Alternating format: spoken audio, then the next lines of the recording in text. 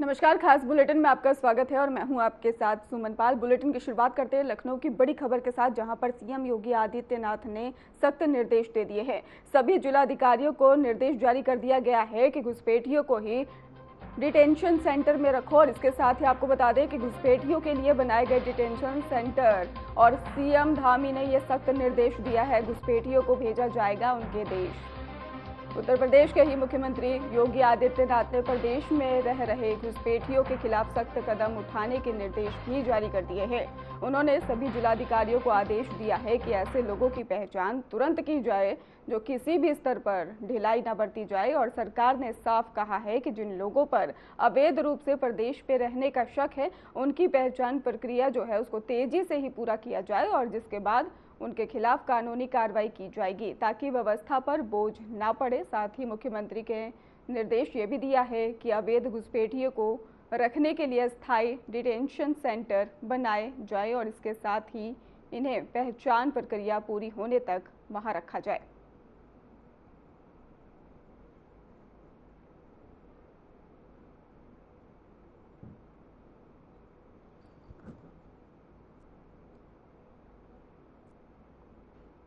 माघ मेले की तैयारियों को लेकर ही उत्तर प्रदेश के मुख्यमंत्री योगी आदित्यनाथ ने प्रयागराज में एक उच्च स्तरीय समीक्षा बैठक की है। और बैठक में ही मेला क्षेत्र की सुरक्षा, सफाई, आवागमन व्यवस्था और स्वास्थ्य सुविधाएं और इसके साथ ही श्रद्धालुओं के लिए किए जा रहे व्यवस्थित सुधारों को लेकर भी विस्तृत चर्चा की गई है। सीएम योगी आदित्यनाथ ने अधिकारियों को निर्देश दिया है कि माघ मेले के दौरान आने वाले करोड़ों श्रद्धालुओं की सुविधा और सुरक्षा सर्वोच्च प्राथमिकता होनी चाहिए।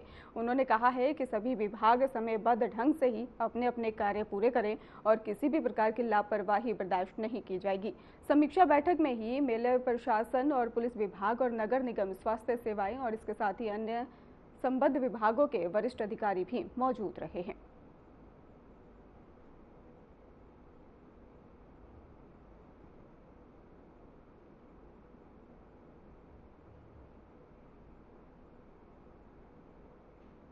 मुख्यमंत्री योगी आदित्यनाथ ने संगम नोज पर माघ मेले की तैयारियों का स्थलीय निरीक्षण किया, साथ ही यहां गंगा का पूजन भी किया है। इस मौके पर प्रेस कॉन्फ्रेंस करते हुए सीएम योगी आदित्यनाथ ने क्या कुछ कहा है, चलिए सुनते हैं।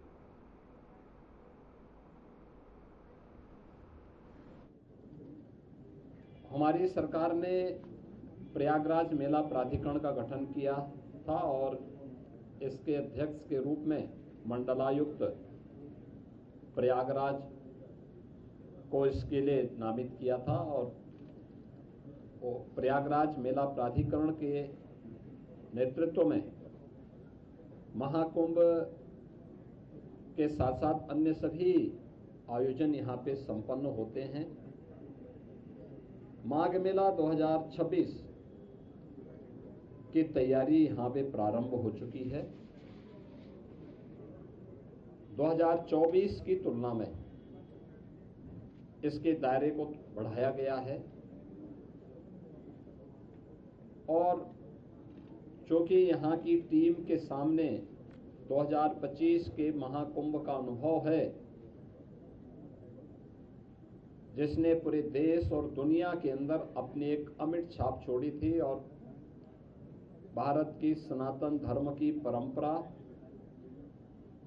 के प्रति लोगों के मन में एक नया उत्साह भरा था। इस बार माघ मेले की तैयारी के लिए भी उस प्रकार की व्यवस्था हम लोग देने का प्रयास कर रहे हैं। खासतौर पर पेंटून ब्रिज की, इसमें पहले तो माघ मेले की जो तिथि है, इस बार यह लगभग 15 दिन पहले आ रहा है। 3 जनवरी को पौष पूर्णिमा है, 15 जनवरी को मकर संक्रांति, 18 जनवरी को मौनी अमावस्या, 23 जनवरी को बसंत पंचमी, 1 फरवरी को माघी पूर्णिमा और 15 फरवरी को महाशिवरात्रि। ये 6 स्नान होंगे, जिनमें कल्पवासियों की संख्या पौष पूर्णिमा 3 जनवरी से लेकर के 1 फरवरी तक उनकी बड़ी संख्या रहेगी।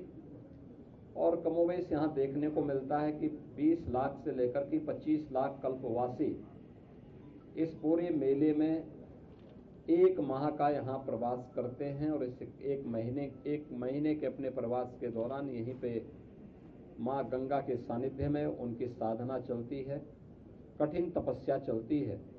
तो यह तो रहेंगे ही, लेकिन इन मुख्य स्नानों जो पर्व पड़ेंगे, इन प्रमुख तिथियों पर बड़ी संख्या में श्रद्धालु जन स्नान करने के लिए आते हैं। और हमारा अनुमान है कि लगभग इस पूरे लगभग 1.5 महीने के दौरान प्रयागराज में 12 से 15 करोड़ लोग संगम पे स्नान करेंगे, जिसमें कल्पवासी भी हैं जो हर दिन अगर मिलाकर के 20 से 25 लाख हर दिन देखेंगे तो एक बड़ी संख्या वो स्वयं भी हो जाएगी।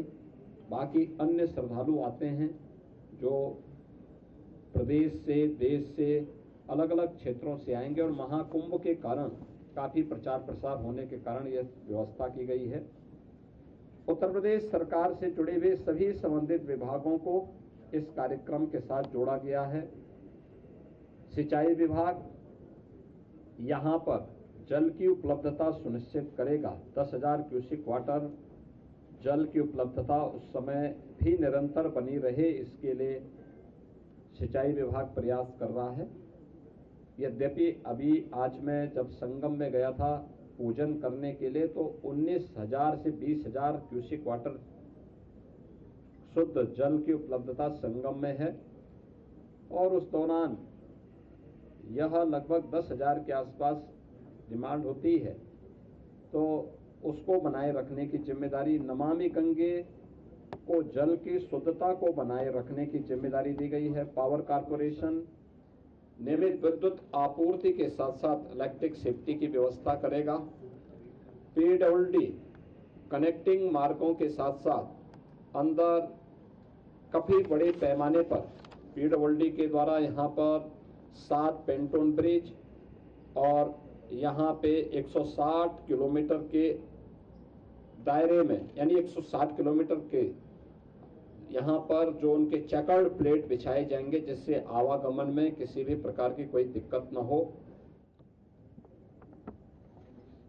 उत्तर प्रदेश जल निगम के द्वारा 242 किलोमीटर की पाइप पेयजल यहाँ बिछाई जाएगी, जिसमें कार्य प्रारंभ हो चुका है। 85 किलोमीटर की सीवर लाइन भी बिछाने की कार्रवाई यहाँ पर होगी, जिससे कोई भी सीवर का एक भी बूंद कहीं गंगा जी में, यमुना जी में रिसाव न होने पाए। उत्तर प्रदेश पावर कारपोरेशन ने मेला क्षेत्र में 47 किलोमीटर की एसटी, 360 किलोमीटर की एलटी लाइन इनके द्वारा बिछाई जानी है, जिस पर कार्य प्रारंभ हो चुका है। 25 इनके टेम्पररी सब स्टेशन यहाँ पर बनाए जाएंगे और जिन पर कार्य प्रारंभ हो चुका है। सिंचाई विभाग ने बाढ़ निरोधक उपाय करने के साथ साथ जल की उपलब्धता सुनिश्चित करने और शुद्ध पेयजल की आपूर्ति करने की कार्रवाई यहाँ पे प्रारंभ की है। इसके साथ ही श्रद्धालुओं को त्वरित उपचार के लिए 2 हॉस्पिटल 20-20 बेड्स के यहाँ पे बनाए जा रहे हैं। 12 पीएचसी जो प्राथमिक स्वास्थ्य के हेल्थ सेंटर के रूप में यहाँ पर लोगों को सुविधा उपलब्ध कराएंगे। 1 वेक्टर कंट्रोल यूनिट, 5 आयुर्वेदिक और 5 होम्योपैथिक चिकित्सालय की स्थापना और 50 एम्बुलेंस की व्यवस्था भी यहाँ पर दी जा रही है।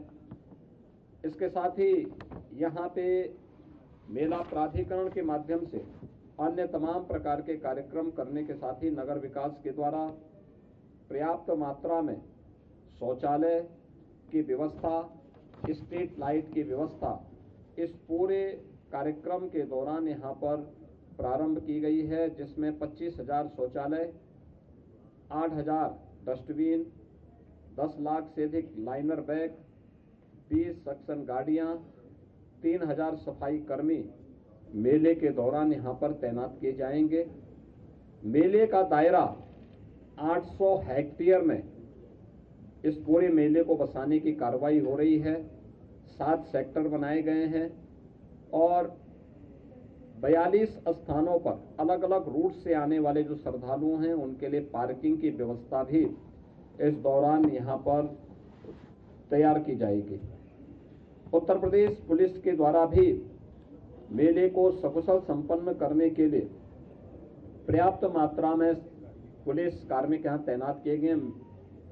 मेला पुलिस अधीक्षक की तैनाती हो चुकी है, उनके साथ एडिशनल एसपी, सीओज, इंस्पेक्टर्स की तैनाती और अन्य पुलिस कार्मिकों की तैनाती पहले एक चरण की हो चुकी है, शेष की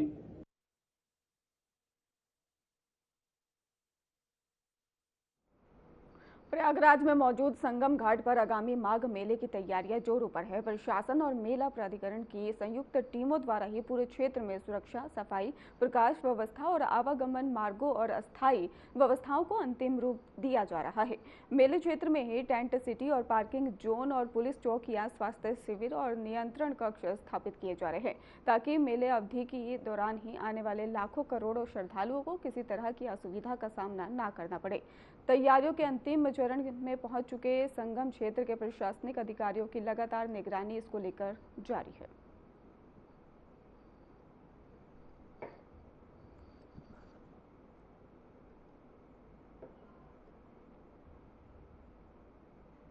उत्तर प्रदेश के उप मुख्यमंत्री केशव प्रसाद मौर्य 23 नवंबर 2025 को जनपद रामपुर के दौरे पर रहेंगे। उनके आगमन को लेकर जिला प्रशासन ने सभी तैयारियां पूरी कर ली है। निर्धारित कार्यक्रम के अनुसार ही उप मुख्यमंत्री 150वीं जयंती पर ही आयोजित लौह पुरुष सरदार वल्लभ भाई पटेल के सम्मान समारोह में शामिल होंगे, जहां वे श्रद्धांजलि अर्पित करेंगे और कार्यक्रम को संबोधित भी कर सकते हैं। उसके बाद ही उप मुख्यमंत्री संत शिरोमणि रविदास सर्किट हाउस पहुंचकर जिले के विभागीय अधिकारियों के साथ महत्वपूर्ण समीक्षा बैठक करेंगे। इस बैठक में ही विकास कार्यों की प्रगति और कानून व्यवस्था और सरकारी योजनाओं की स्थिति पर विस्तृत चर्चा की जाएगी। समीक्षा बैठक के बाद ही उप मुख्यमंत्री जनपद में चल रही निर्माणाधीन परियोजनाओं का स्थलीय निरीक्षण करेंगे और कार्यों की गुणवत्ता और गति का भी जायजा लेंगे। जिले में उप मुख्यमंत्री के आगमन को देखते हुए सुरक्षा व्यवस्था को और ज्यादा कड़ा कर दिया गया है।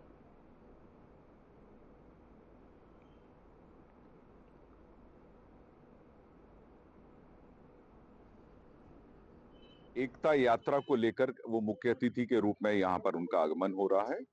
उसके अतिरिक्त उनके कुछ विभागीय कार्यक्रम भी हैं और अंत में वो कार्यकर्ताओं के साथ भी उनका जलपान का विषय रहेगा। पदाधिकारियों के साथ भी वो बैठेंगे। कई प्रकार के कार्यक्रम हैं। एकता यात्रा वैसे कहाँ से निकाली जाएगी? एकता यात्रा यहाँ से प्रारंभ होगी और उसका एक रूट तय अभी हो रहा है। वो रूट अभी प्रशासन को दे दिया जाएगा और उसी रूट पर वो चलेंगे।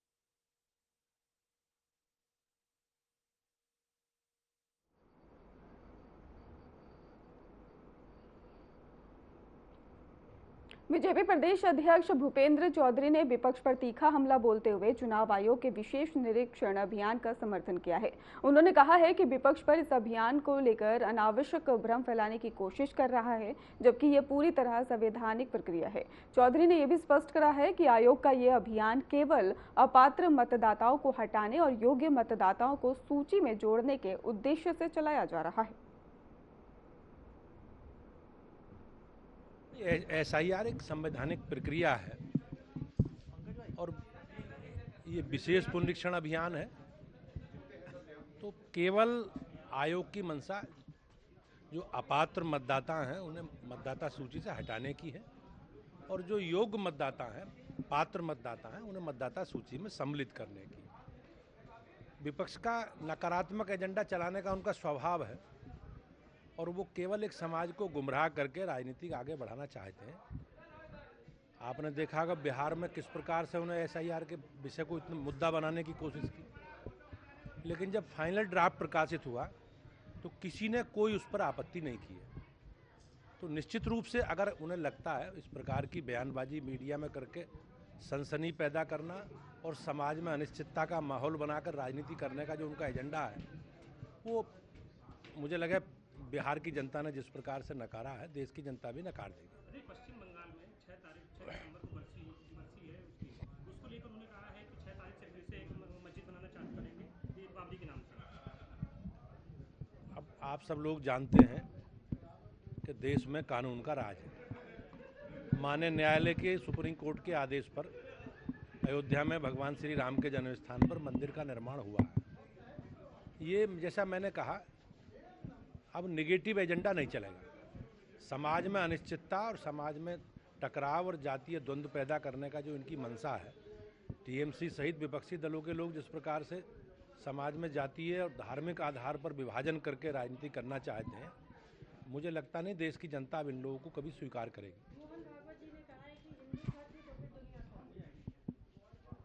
किस परिप्रेक्ष्य में उन्होंने कहा, मैंने उस बयान उनका देखा नहीं है, लेकिन राष्ट्रीय स्वयंसेवक संघ का जो एजेंडा है वो निश्चित रूप से जो हमारे सामाजिक विषय हैं, हमारी परंपरा है, हमारी विरासत है और हमारी आस्था है, इस प्रकार से देश आगे बढ़े, इस प्रकार से वो काम करते हैं।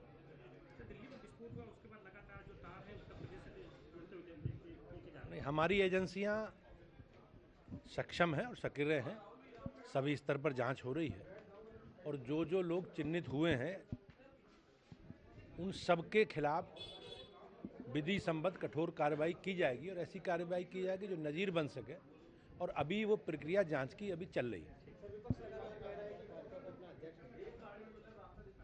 अब भारतीय जनता पार्टी को समाजवादी पार्टी की तरह या कांग्रेस पार्टी की तरह या बसपा की तरह तो अध्यक्ष बनाना नहीं है। हमारे लोकतांत्रिक दल हैं हम, और हमें 12-14 करोड़ लोगों में से उस प्रक्रिया को आगे बढ़ाना है। तो हम लोगों ने, आपने देखा होगा, 1,60,000 बूथों पर हमने बूथ की कमेटी बनाई है, अभी 2.5 करोड़ से ज़्यादा सदस्य बनाए हैं।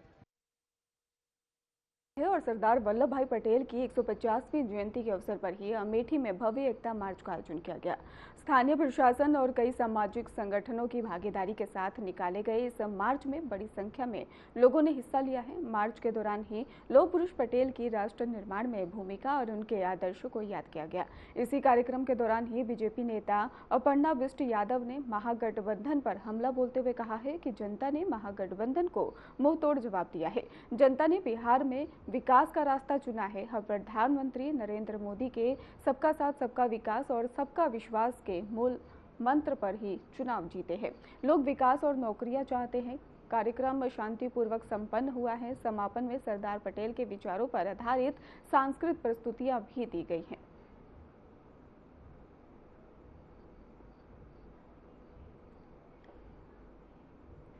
शाहजहांपुर में ही कल होने वाले मुख्यमंत्री सामूहिक विवाह समारोह की तैयारियां पूरी कर ली गई हैं और इस बार ही प्रशासन ने कार्यक्रम को पारदर्शी बनाने के लिए सख्त व्यवस्था भी अपनाई है। पहली बार समारोह में शामिल होने वाले सभी 200 वर वधू का ही बायोमेट्रिक और इसके साथ ही आपको बता दें कि केस करवाया गया है और ताकि सिर्फ ही पात्र जोड़े की योजना का लाभ प्राप्त कर सके। यह भव्य आयोजन शहर के ही OCF रामलीला मैदान में आयोजित होगा और जहां पर विवाह स्थल का ही पंडाल सजकर पूरी तरह से तैयार है। बारातियों के स्वागत के लिए ही व्यंजनों और मिठाइयों की तैयारियां भी अंतिम चरण में है। समाज कल्याण विभाग द्वारा शहर विधानसभा क्षेत्र और इसके साथ ही भावलखेड़ा ब्लॉक के ही पात्र जोड़ों का ही सूची जारी कर दी गई है। आपको बताते चलें कि शाहजहांपुर के ही सीडीओ डॉक्टर बताते चले आपको कि शाहजहांपुर के ही सीडीओ डॉक्टर अपराजिता सिंह ने ही मौके पर पहुंचकर सभी तैयारियों की समीक्षा की है और अधिकारियों को आवश्यक दिशा निर्देश दिए हैं। इस भव्य आयोजन में उत्तर प्रदेश सरकार के ही वित्त मंत्री सुरेश खन्ना, सहकारिता मंत्री JPS राठौर, प्रभारी मंत्री नरेंद्र कश्यप सहित कई जनप्रतिनिधि भी सम्मिलित होंगे। सामूहिक विवाह योजना के अंतर्गत जो है हमारे यहाँ पे सामूहिक विवाह शाहजहांपुर विधानसभा क्षेत्र में कराया जा रहा है। तो इसके अंदर 200 जोड़ों का विवाह कराया जा रहा है। तैयारियां जो है जोरों पर हैं और हम इसके अंदर जो है नियरली जो है 60,000 रुपीज़ जो है वो कपल के खाते में जाता है। 25,000 रुपये का जो है उनका सामान दिया जाता है और बाकी उनको से जो है उनका अरेंजमेंट किया जाता है सामूहिक विवाह का। इसके अंतर्गत मैं बताना चाहूँगी कि इस बार जो है हमारी उत्तर प्रदेश सरकार द्वारा बायोमेट्रिक व्यवस्था लागू की गई है। इस व्यवस्था के अंतर्गत जोड़ों के जो मेल और फीमेल दोनों हैं, दोनों की बायोमेट्रिक और फेस ऑथेंटिकेशन की जाएगी। बिना बायोमेट्रिक और फेस ऑथेंटिकेशन के शादी में प्रतिपाल नहीं कराया जाएगा और ना ही उनके अकाउंट में जो है अमाउंट क्रेडिट होगी। तो सभी जोड़ों से अनुरोध है कि समय से पहले पहुंचकर अपना आधार कार्ड लेकर आएं और जो है अपना बायोमेट्रिक ऑथेंटिकेशन वहां पर पहुंचकर जरूर कराएं। हमारी तरफ से तैयारियां पूरी हैं और सभी जो है परिवारजन है हमारी तरफ से सादर आमंत्रित हैं।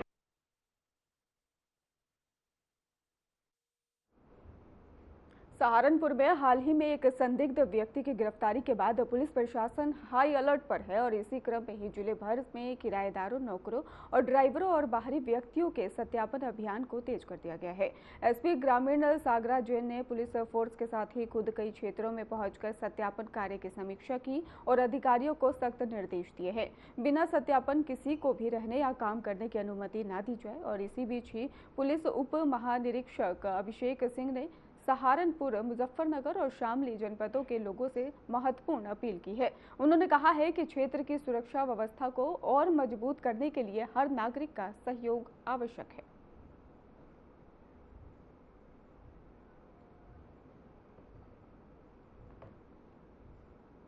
सहारनपुर रेंज के तीनों जनपद सहारनपुर, मुजफ्फरनगर, शामली में किराएदार, नौकर, हाउस हेल्प आदि के सत्यापन का अभियान चलाया जा रहा है।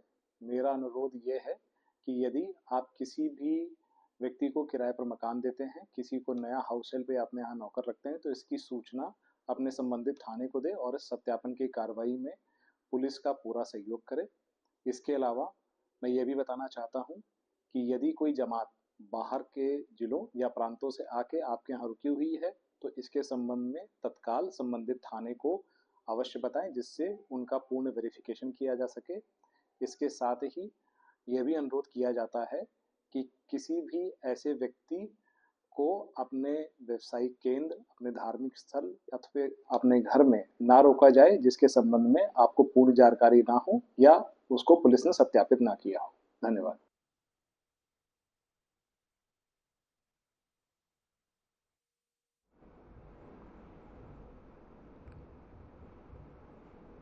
शामली जिले के किराना में पुलिस को एक बड़ी सफलता हाथ लगी है। पुलिस ने ही खुरगान रोड पर चेकिंग के दौरान 4 करोड़ रुपए मूल्य का ही मादक पदार्थ पकड़ा है और ये खेप हरियाणा से बताया जा रहा है कि कुरियर पैकेट के जरिए ही किराना पहुंचाई गई थी। पुलिस के मुताबिक पकड़े गए पैकेट में ही 4 किलो 102 ग्राम स्मैक बरामद हुई है। इस मामले में हरियाणा और किराना के ही 2 तस्करों को गिरफ्तार किया गया है, जिनसे पूछताछ जारी है। किराना पुलिस का कहना है कि इस गैंग से जुड़े आधा दर्जन से ज्यादा ही तस्कर और भी सक्रिय हैं, जिनकी तलाश के लिए दबिशेर की जा रही है और पुलिस ने इसे हाल ही के दिनों में सबसे बड़ी बरामदगी भी बताया है और इसे उपलब्धि भी माना है।